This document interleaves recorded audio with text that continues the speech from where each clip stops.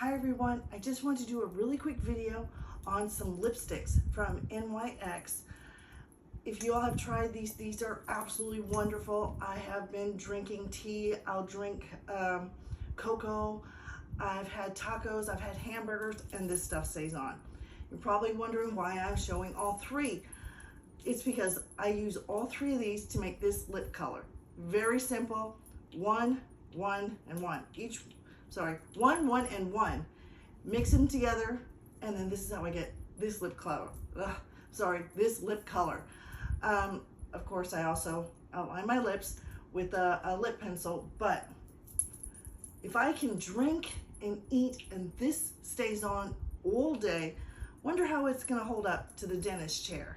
I'll let you know as soon as I get out.